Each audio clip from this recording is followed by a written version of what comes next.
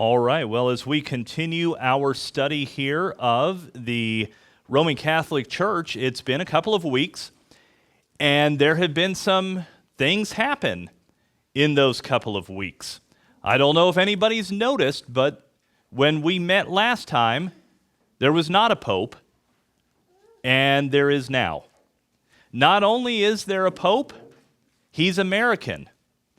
The first pope from the United States, which probably shouldn't surprise us too much that he's the first pope. I mean, the United States is only 250 years old, so we don't have the same length of history as some of the other nations, particularly in Europe.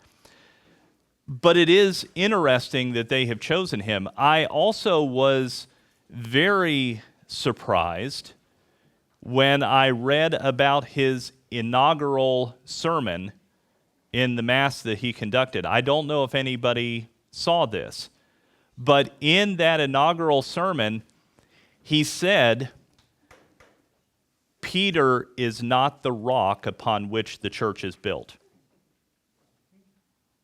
It's Christ. Now, you could have knocked me over with a feather, because that is not what the Catholic Church has taught for millennia. We're not talking about recently. We're talking about this has been a bedrock notion. In fact, and then on top of that, he also seemed to undercut the doctrine of papal infallibility in that message as well, because he talked about how if he is truly Peter's successor, he's not to lord it over those he has been called to serve, that he's been called to serve alongside of them and not lord it over them. And so this is really some interesting stuff that is happening. However, at the same time, he also wore the pectoral cross that he wore had not icons, relics, the relics of Leo the Great, Augustine, I think Thomas Aquinas, and one other guy that I didn't recognize. But essentially in his cross, he had these 4 little paper flowers that were created, and in each one of those paper flowers was a part of a bone from one of those 4 guys.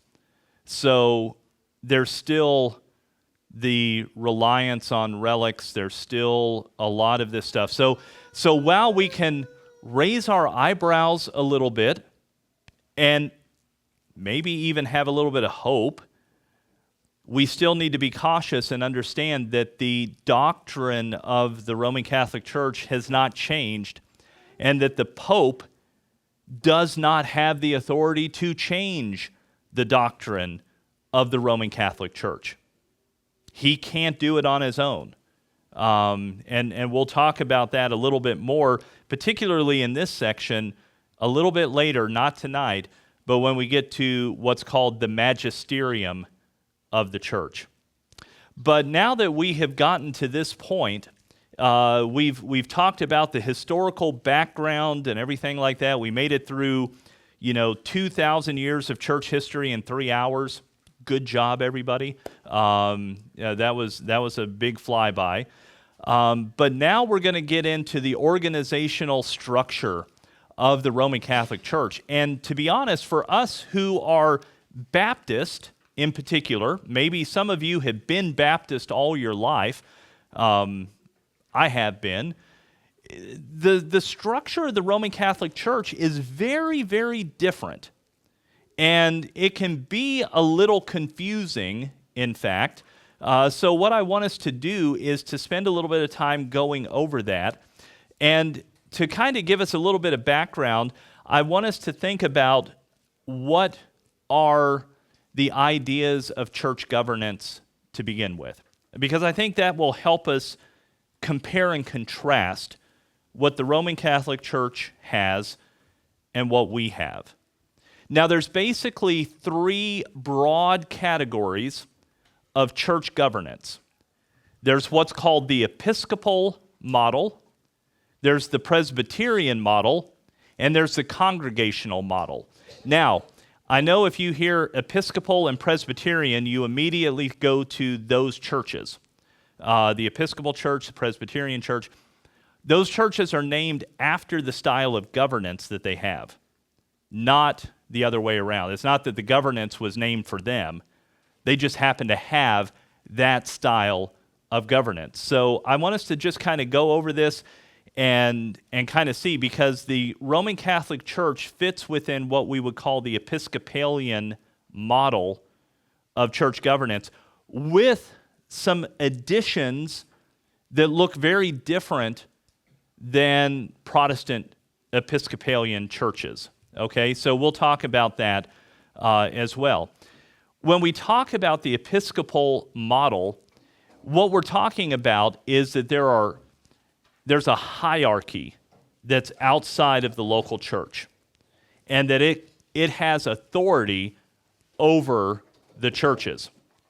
And that hierarchy it consists of archbishops, bishops, priests. In the Protestant church, they're often called rectors or vicars.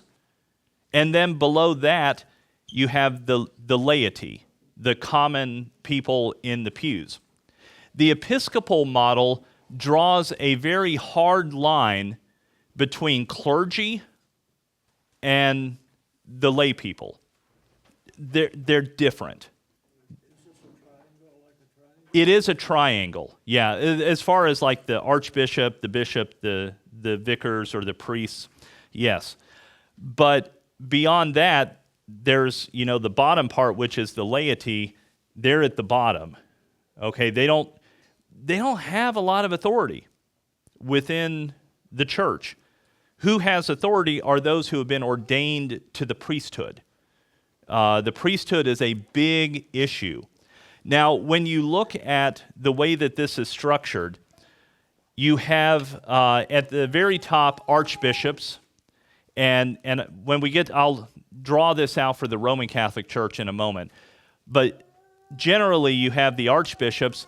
They oversee a large area geographically, under which there are several bishops. Bishops oversee a smaller geographic area in which there are several churches. The church is within a geographic area called a parish.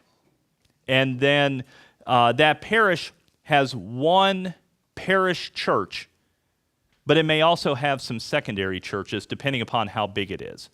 So for instance, in Kalamazoo, let's just use the Roman Catholic Church for a moment. We have more than one Roman Catholic Church in Battle Creek. I say Kalamazoo, I think. I don't know where my head is. Battle Creek. We have more than one Roman Catholic Church in Battle Creek. We have St. Philip and we have St. Jerome. St. Philip is the parish church. St. Jerome is a secondary church. It's under St. Phil. Okay? So those are that's kind of how that's structured. So archbishop, big area, lots of little bishops underneath the archbishop, lots of churches under that, and then it just kind of goes down from there.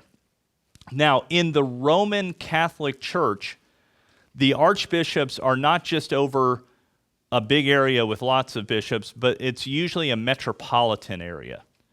So think Detroit. Detroit, there's an archbishop of Detroit. There's an archbishop of Chicago. There's an archbishop of New York. There's not an archbishop of Grand Rapids. But there is a bishop of Grand Rapids. Grand Rapids falls under the archbishop of Detroit. He has authority over those areas. Now, to give you a little bit of an idea for the Catholic Church, in the United States, there are 36 archdioceses. The diocese is the area that the bishop oversees, right? That geographic area. The archdiocese has all the little dioceses in it. There's 36 archdioceses. One of those in the United States presides over military. there's one archbishopric or archdiocese that includes all the military bases for the United States. So if you're a soldier, you fall under, and you're Catholic, you would fall under that archbishop. There's 160 dioceses, and there's just shy of 17,500 parishes in the United States. So as you can see, that's a lot, all right? One of the defining characteristics I mentioned a moment ago is that differentiation between the clergy and the laity. The clergy are ordained, they're set apart, and they're treated differently. Now, you guys know me.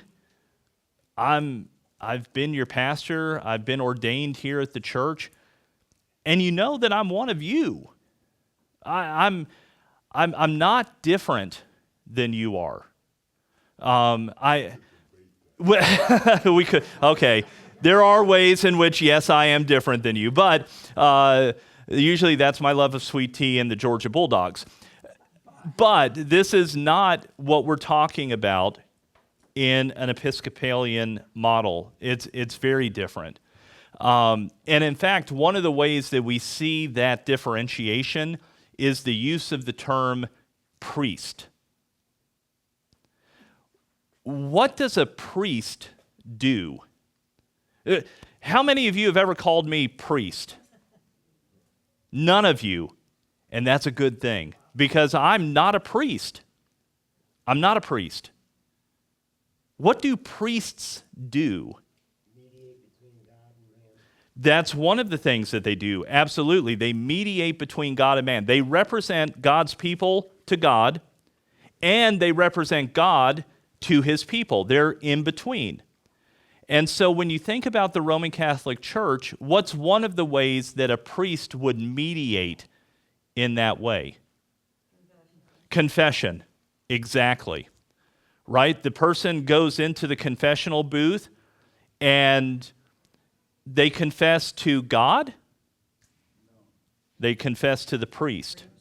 The priest is the intermediary between that person and God.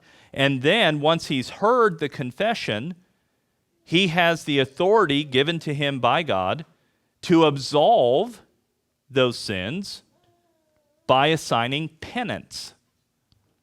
The thing that you are going to do to work off the sin that you committed. Sin has to be paid for. All sin has to be paid for. Now, we can say, yes, you're absolutely right. And praise God, it has been in full by Jesus' sacrifice on the cross. That is not the doctrine of the Catholic Church.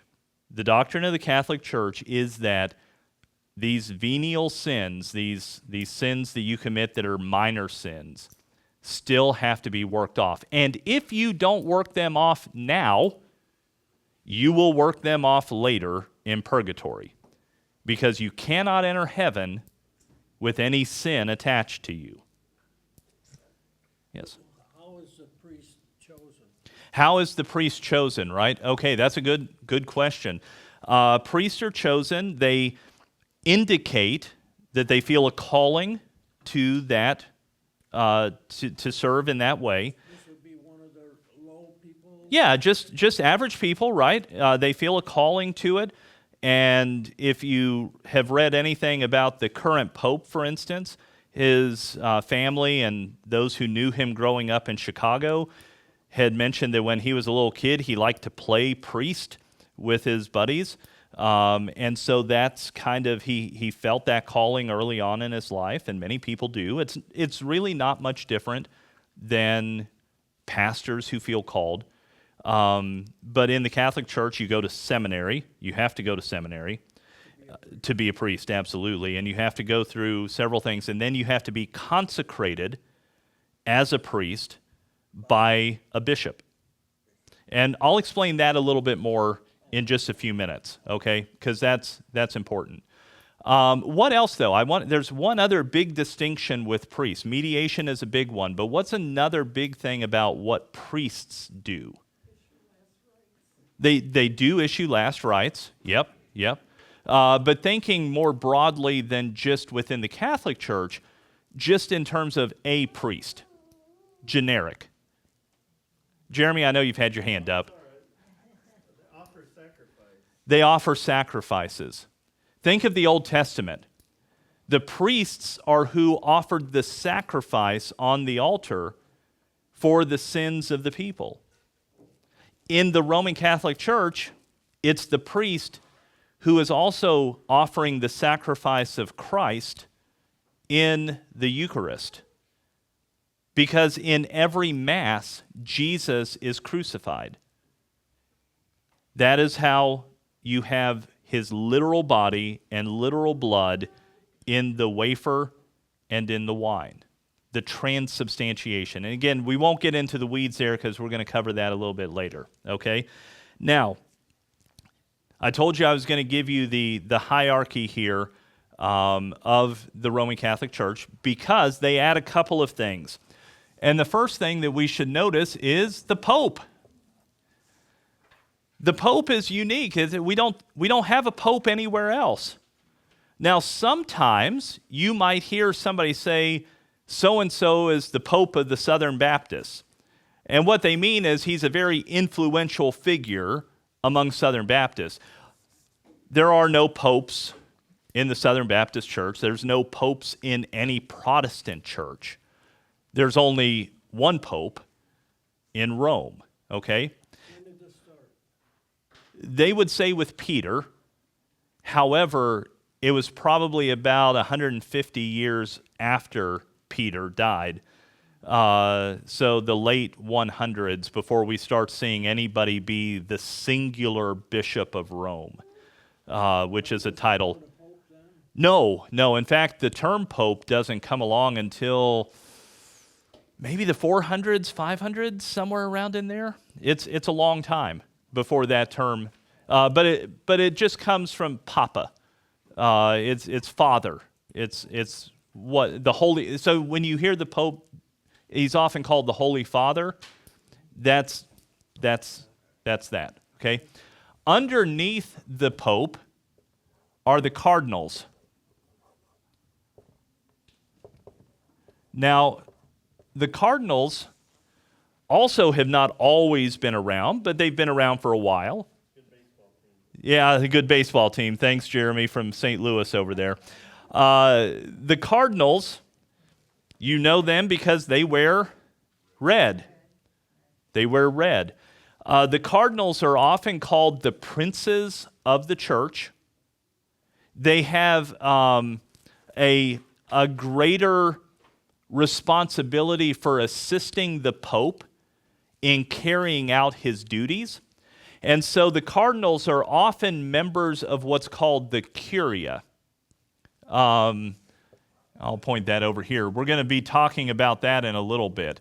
But the Curia is essentially all the governmental offices of the Catholic Church. And the cardinals oversee that. They're members of what's called the College of Cardinals. They're the ones who have the responsibility for picking a new pope when the pope dies or maybe even resigns. That doesn't happen, but it did, right? Pope's supposed to be a lifelong position. Benedict the 14th resigned. And that was kind of that hadn't happened in 1,000 years.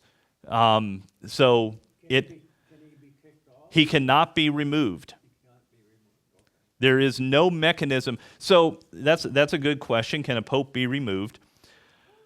If I mess up, like seriously mess up as your pastor, there are mechanisms for removing me as the pastor of the church if I don't have the decency to step aside. Okay? There is no mechanism. The Pope is the Pope. He is the Bishop of Rome. He is the Vicar of Christ. That's it. Yeah. whatever the Pope does is fine.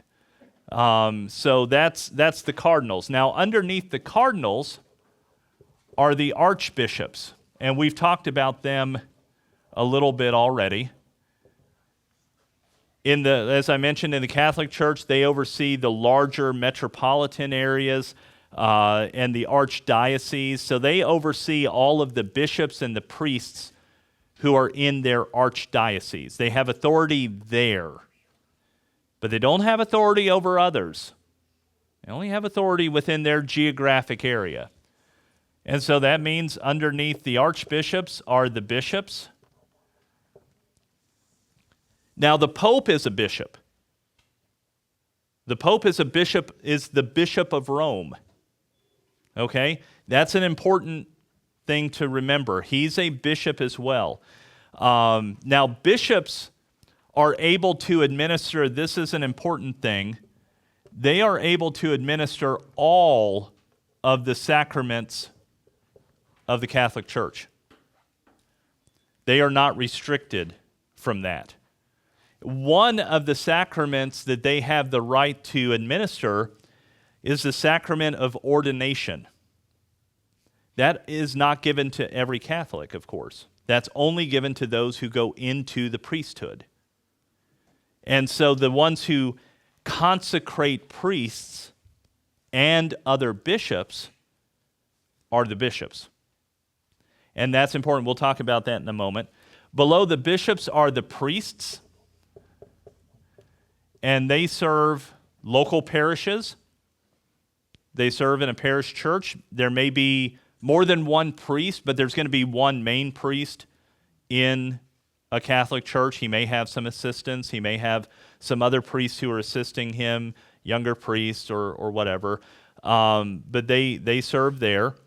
And then beneath the priests is the position of deacon as well. Now, deacon in the Catholic Church is not the same as deacon in the Baptist Church.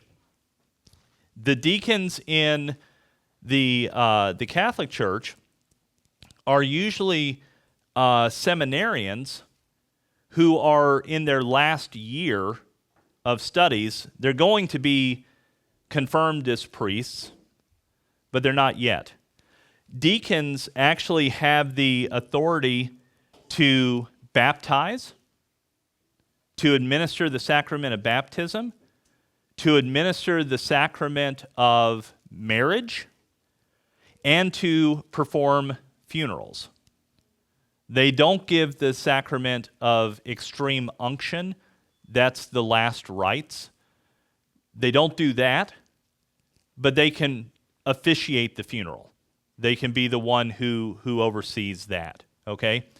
And then below the deacons, and I'm going to draw a line here because it's important to differentiate, is the laity. Just everyday practicing Catholics.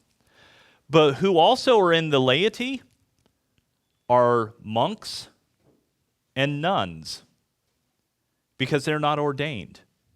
Most monks are not ordained. They take vows, but that's not ordination. They're not priests. Some are, but not all. And nuns, of course, are not ordained at all.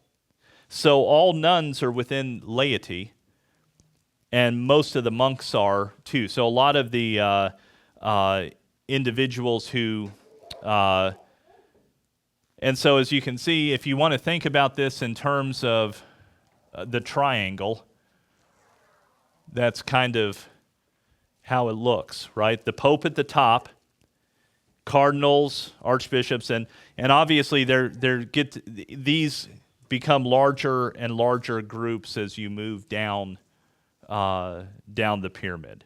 Now, this is strictly an example of the Catholic Church as being an Episcopalian. Yes. Not all Episcopalian churches fall in this group, or no? Yes, all churches that hold to an Episcopal model will fall into this. They just may not have popes and cardinals. It may just be archbishops, bishops, and priests. Yeah. Yeah. What is a practicing Catholic? What is You said the laity, a practicing Catholic. Oh, it would be a Catholic who attends Mass and goes regularly, and that's open to interpretation. They go to confession. They have gone for marriage within the church. They're following the teachings of the Catholic Church in their life. Okay. Yep. And that's to be contrasted with what are often called lapsed Catholics. Those are Catholics who don't practice the faith anymore. They might still consider themselves Catholic, but they don't go to Mass, they don't go to confession, they don't do any of those things. They've fallen away. They're lapsed. Yep. Now, in the Roman Catholic Church, and this is unique because this is not an issue for Protestant churches, is apostolic succession.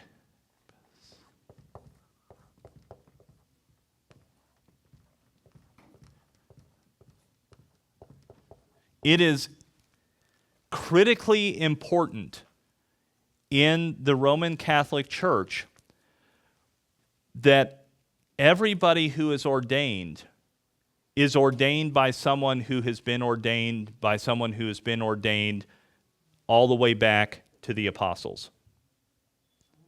It's apostolic succession, so that there's an unbroken line. This is important because for the Roman Catholics, the administration of the sacraments must be done by those with apostolic authority. No, when you say apostolic, you're not talking about all 12 Yes. apostles. Yes. You are. Yes. There has to be a direct line back to them that the original apostles will say the 11 plus Matthias plus Paul, okay, they laid hands on people and ordained them to ministry. Then those people laid hands on people to ordain them to ministry, who laid hands on, and it went on in an unbroken physical succession all the way down to today.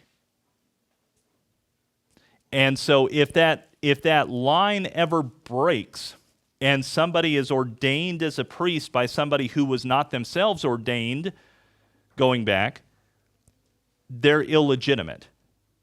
And if they're illegitimate, then the sacrifices they have administered are illegitimate. Now, I want you to think about that for just a moment, because it becomes very important if we start talking about things like baptism, which is a sacrament. If your baby was baptized by somebody who was not legitimately in the apostolic succession, then the stain of original sin was never washed away from that baby. They're still going to hell. Okay? What about marriage? What if an illegitimate priest officiated your marriage? You're not married. That's not a legitimate marriage. Is there some kind of paperwork that has to be involved all of this? They do know, yeah, they at least have the records in the Vatican that supposedly go all the way back. Yes. In the Vatican Library. Yep, absolutely. Okay. So this is a big deal. This is a very big deal.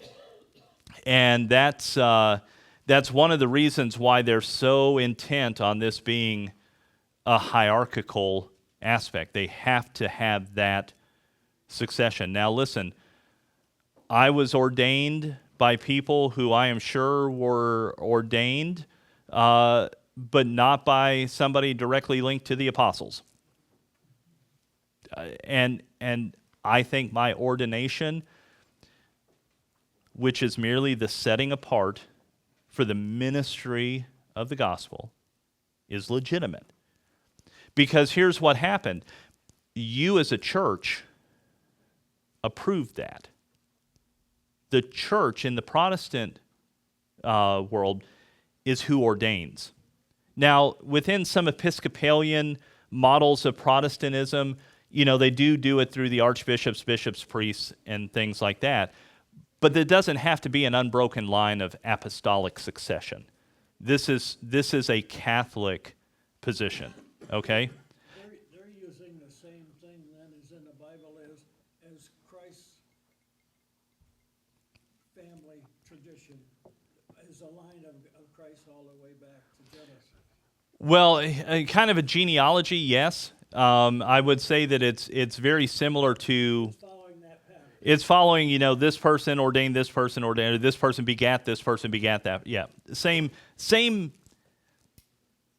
logic. Yes. Now, what's interesting here about this form of governance is that those who advocate for it admit it's not in the Bible. It doesn't matter if they're Protestant or Catholic. They will tell you, you will not find a Bible verse that talks about archbishops, bishops, priests, popes, cardinals. Not there. But what they do say is that the New Testament doesn't prohibit this. There's nowhere that says you can't do it this way. And that this was the natural outcropping of how the early church developed. Now, this system of having bishops and even archbishops, that doesn't come along in the first century. That comes at the tail end of the first century. In around 100, that's when you start seeing the bishops show up, okay? And bishops in a singular area. And what they say is that this is beneficial. This structure, this hierarchy is beneficial to the development of the church. Now, I will say, and I think you can make this argument even more convincingly than that, is that this structure demonstrates how people become dissatisfied with God's design and implement their own. Look at the Old Testament. Look at the time of the judges, right? What did the people ask for? We want a king because we want to be like others. God, you gave us a model. Yes, you gave us this theocracy in which you are the king, in which we have the judges and we have and the priests. We don't want that. We want a king. Give us a king. Give us a king. We're dissatisfied with your model. It seems that is the case here too. The New Testament model of individual churches led by plurality of elders is rejected here. Jeremy? Do you think the rise of sacralism might have influenced the hierarchy? Do I think the rise of sacralism, the use of sacraments as the means of grace, did that influence this hierarchical development? Yeah, and the church and the government. Yeah, church and government. Yeah, absolutely. I think it did. I think it really solidified it as the church and the state become more intertwined in the 300s with Constantine and Nicaea and all of that. Absolutely. Okay, so this is the Episcopal form, and I'm going to erase this real quick. I just want to give you this because it's important. The other ones we're going to move through a little bit quicker because this one is the Roman Catholic model, so I wanted to give you a little bit more on this. But I also am a thorough person, and I want you to have all of them. I don't think I'd be able to sleep at night if I only gave you part of it. The second one is Presbyterianism, the Presbyterian model. This is a model where a local congregation we'll just put them here. Whoop. Actually, we're not going to put them there. That's too high. We'll just say local congregation elects elders.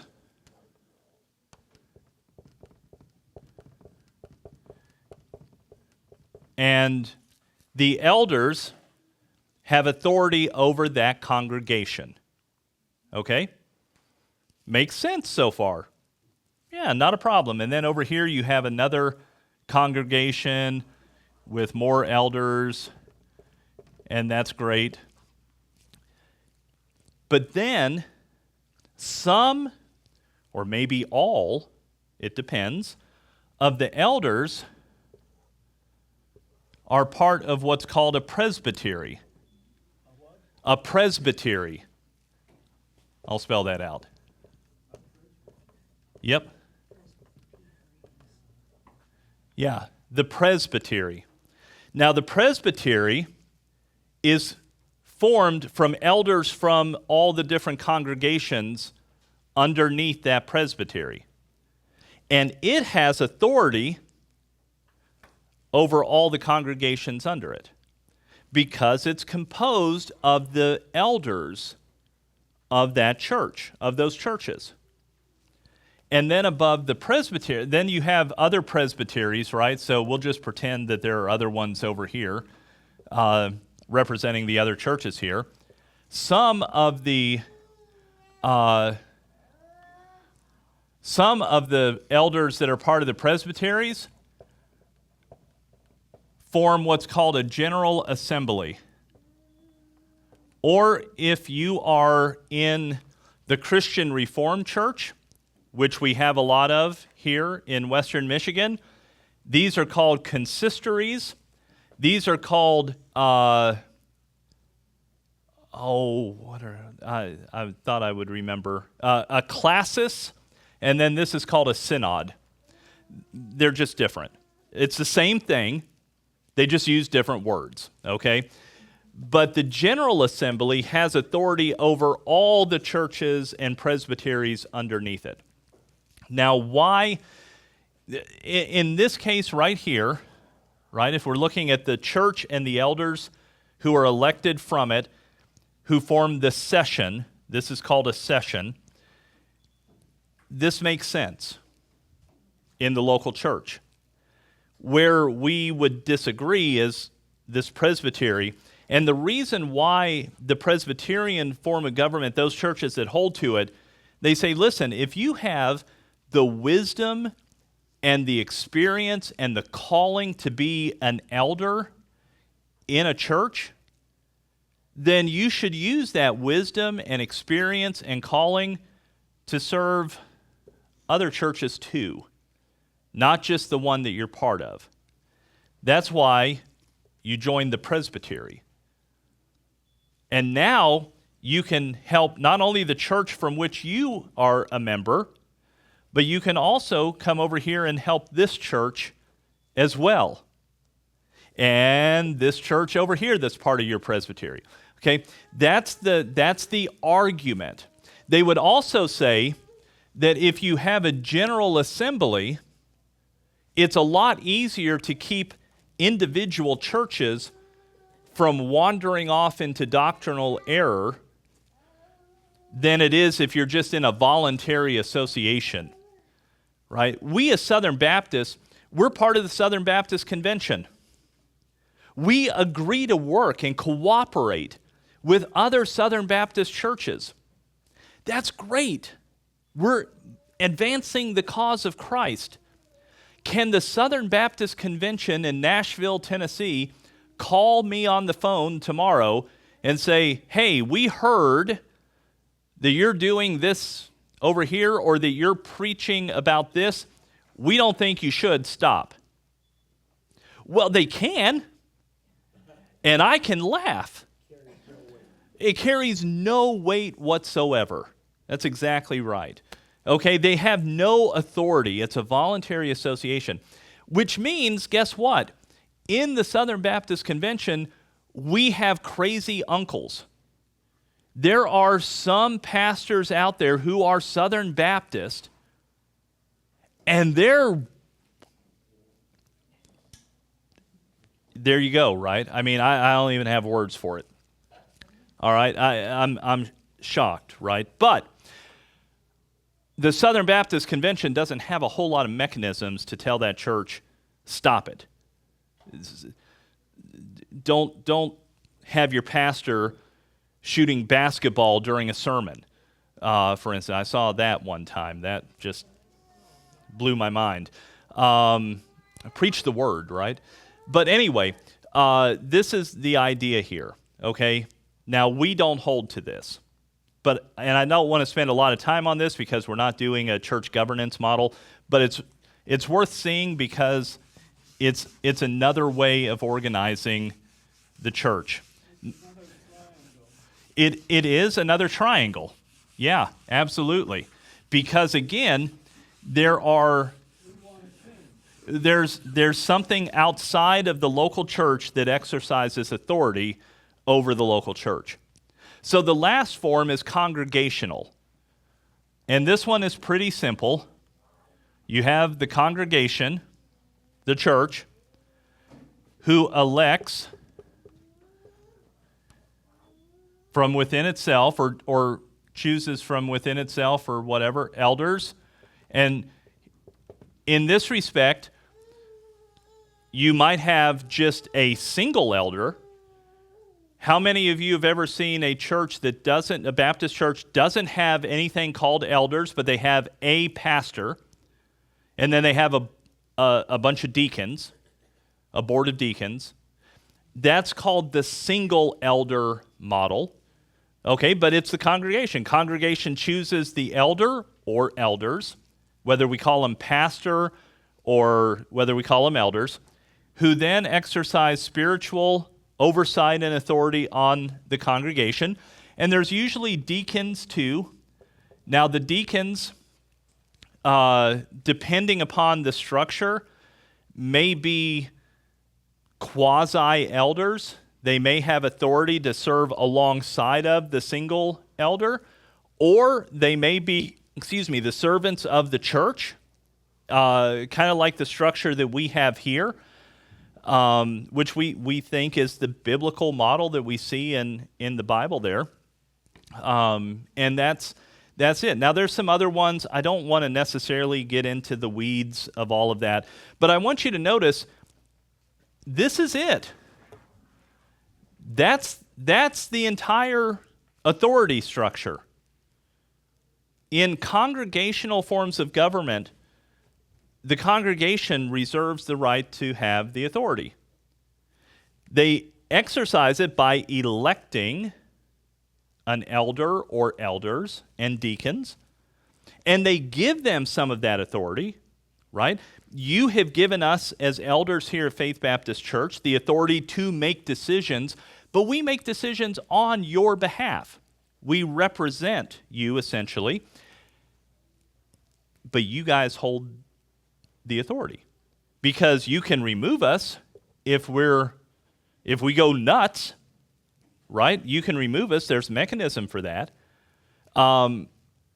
You can elect, you can say, no, we don't think that person is eligible and called to that. Okay, there's that possibility as well. And in congregational forms, typically, the congregation still makes the big decisions. Every year you vote on who the people are who serve in ministry here. Every year you vote on the budget. Every year we bring things at different meetings that need your approval. If we don't get it, we don't do it.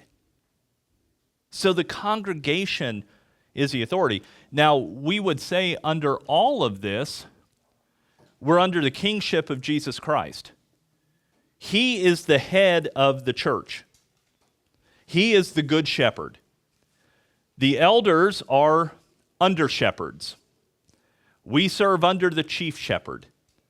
And that's the model that we have here. As you can see, this model, very different than the Roman Catholic model. In so many ways, not just in terms of the authority that you see, but also in terms of the functioning of the elders. I'm not doing any sacrifices on Sunday morning. I don't sacrifice Christ.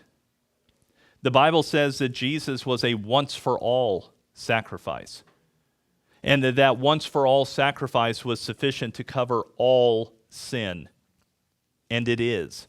So that by our faith in Him, our sins are forgiven, they're washed away, we are made whole in Him, and we are given life. Okay, so all of this is very important to see in that difference. Okay? Does anybody have any questions on these governance models? Yes. If somebody in the Catholic Church messes up, like a bishop or a priest, Yes. does the congregation have any say in getting rid of him? Technically, no. The question was, if a bishop or a priest messes up, does the congregation have any authority to remove them? The short answer is no. The only way a priest can be removed is by a bishop. So, can a parish request that the bishop remove the priest? Sure. Probably isn't going to happen. It would have to be a significant issue. And even then, it may or may not happen. Even then, it may or may not result in that priest being removed from the priesthood. It may result in that priest being moved to another parish. Right? Because priests have to go wherever the bishops send them. And, you know, you guys are aware, I don't want to necessarily dredge up the unfortunate aspects of the abuse scandals that have come out of the Roman Catholic Church, but we know that in so many instances, these priests who abused children did not get what's called defrocked. They weren't removed from the priesthood. They didn't lose their status as a priest. They simply got moved to another parish.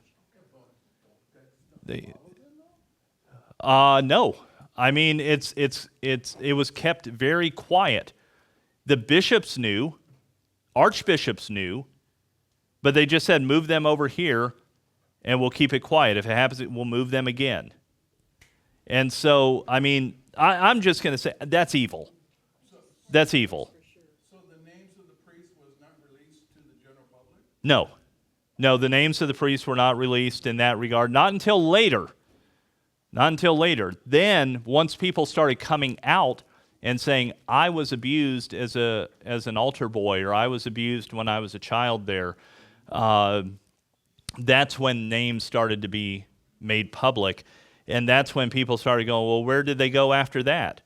Because they'll say, well, our family went to the bishop, or we went to the priests in the church, and they, all of a sudden, Father so-and-so got moved. They weren't there anymore. We don't know what happened to them. Well, investigations have shown where they got moved to, and then found out they did the same thing there, and it just progressed from that.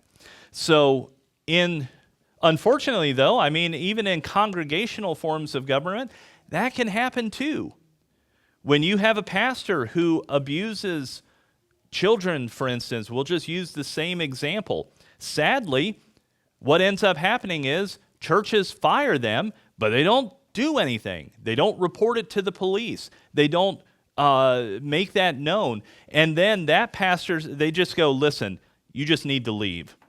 You just need to leave. And then that pastor says, okay, fine, I'm going to leave, but I'm a pastor. And often they're like, I can't do anything else.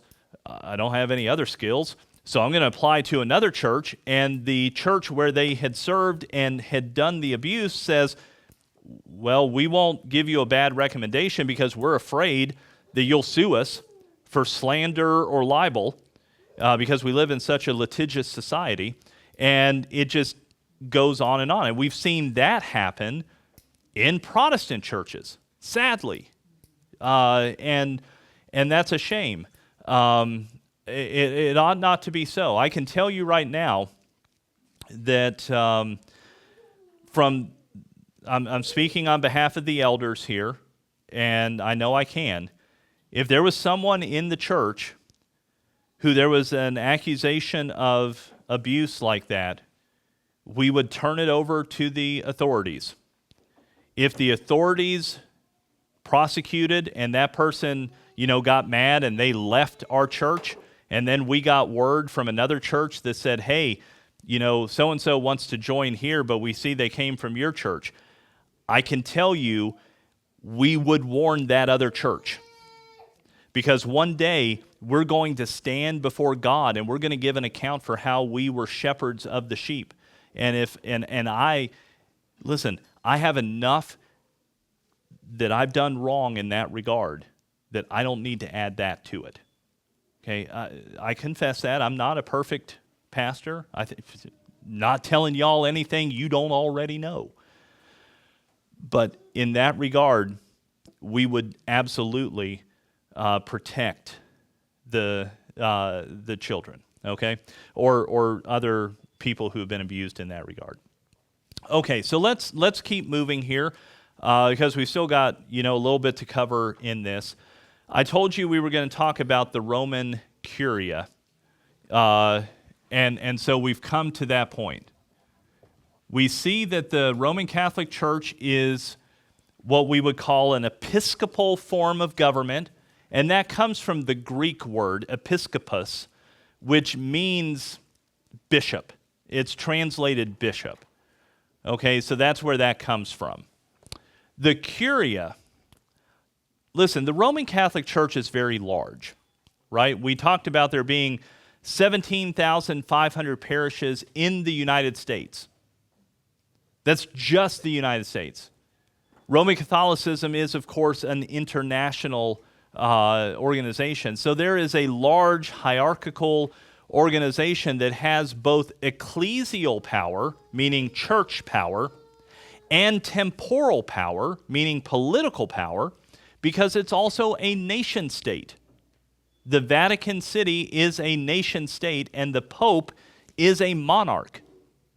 He's an elected monarch, but he is a monarch, and he has that authority.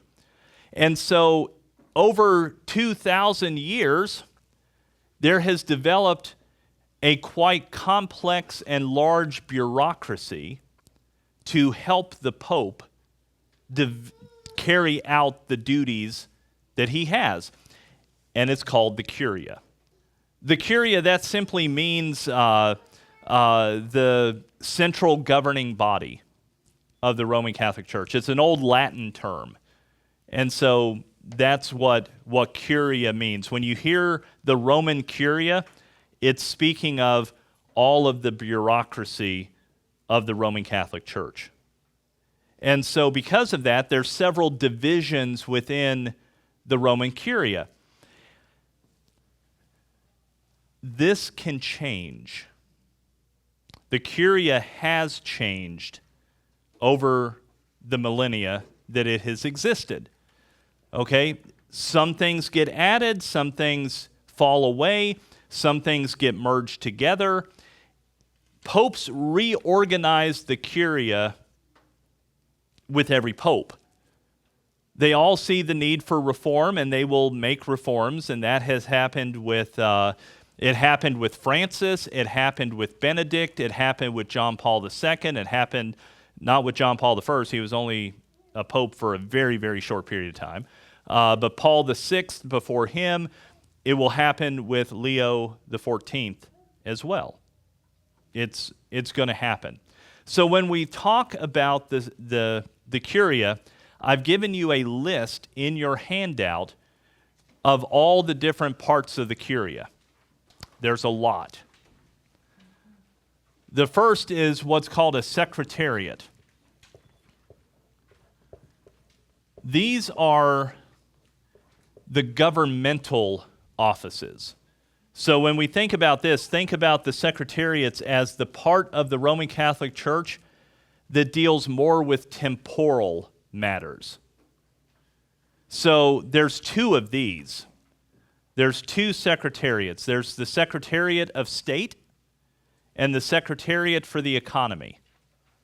So one handles diplomacy, one handles finance. Could that be compared to something like the Pope's cabinet? Sort of, yes. Yeah.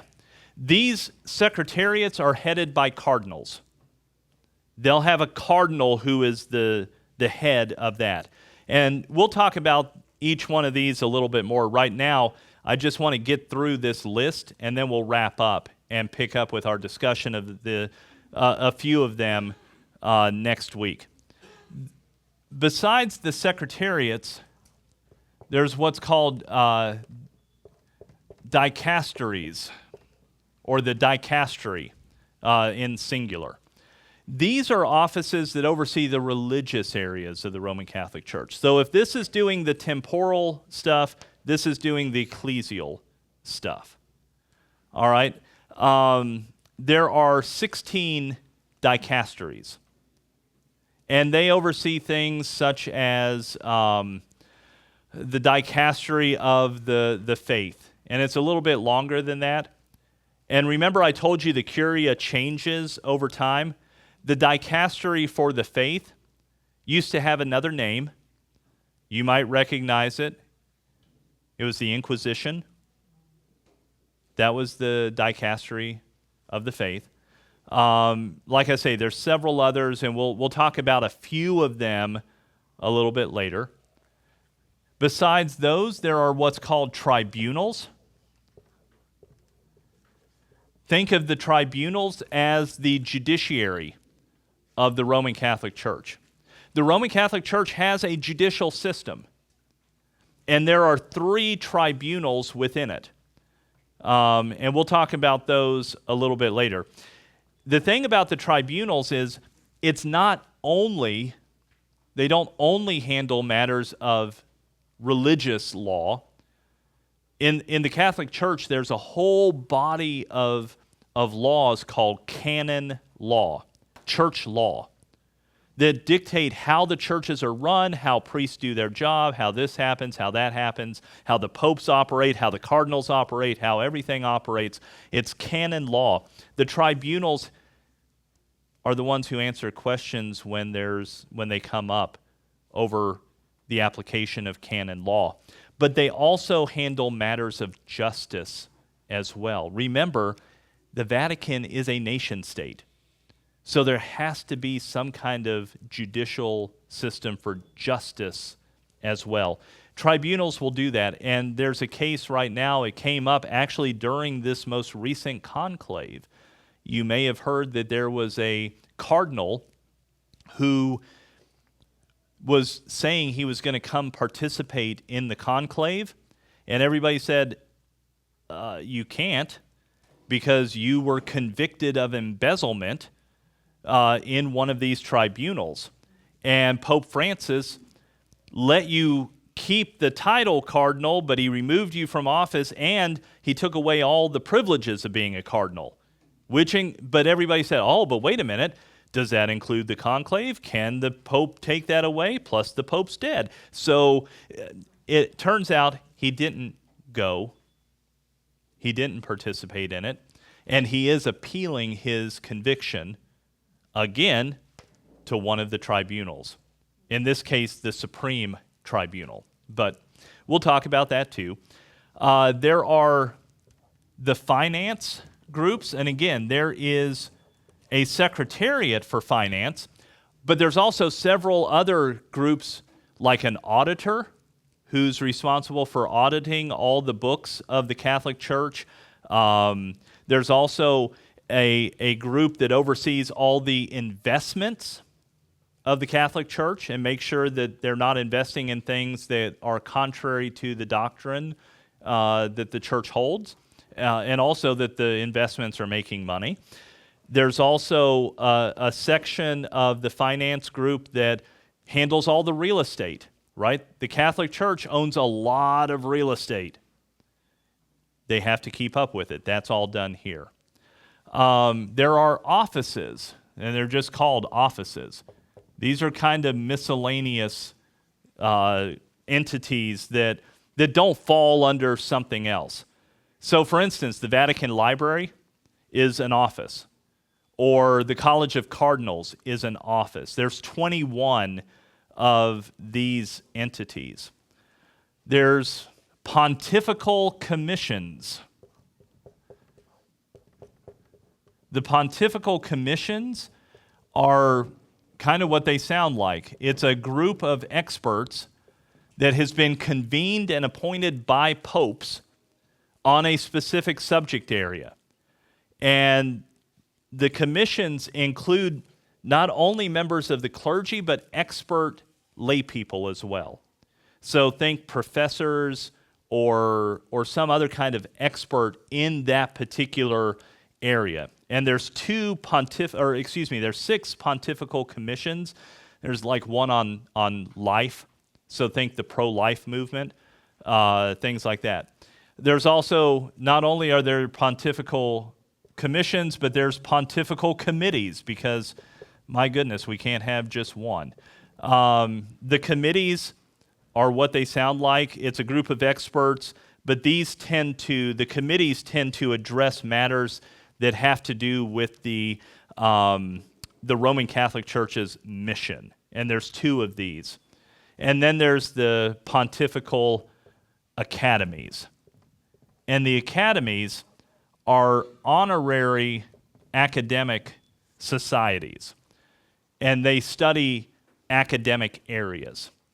How many did I say there? There's 10 pontifical academies.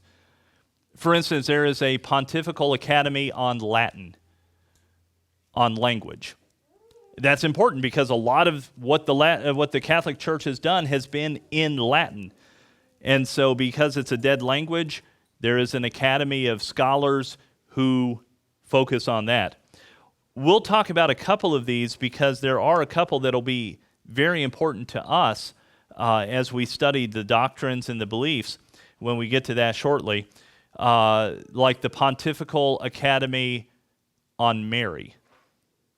So all of the Marian doctrines, all of the veneration of the Virgin Mary, the things like the Immaculate Conception, what that means is all being hashed out by the Pontifical Academy on Mary.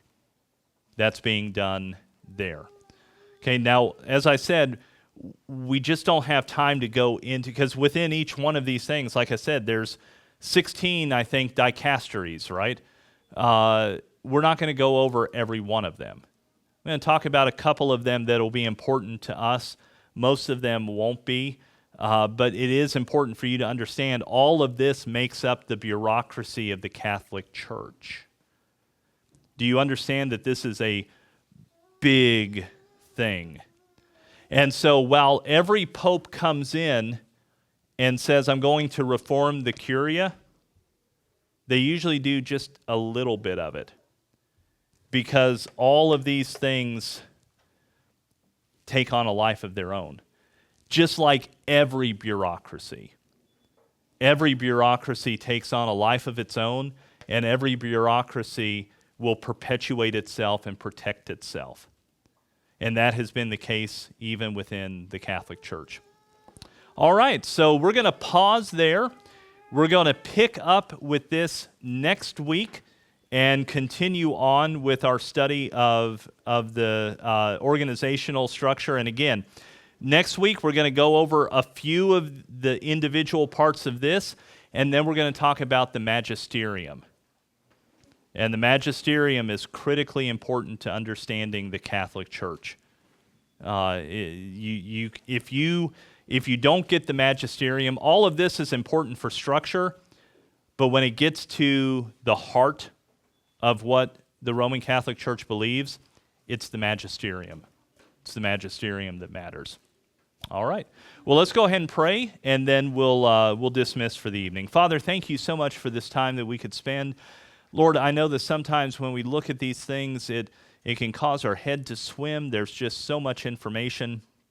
But Lord, I pray that you give us the understanding of it so that we might have a better knowledge base from which to talk to folks who are Catholic, and so that we can show that we're knowledgeable about what they believe and what they hold, that we're not just someone coming to them with a bunch of false ideas or false information that has been thrown about in an accusatory manner.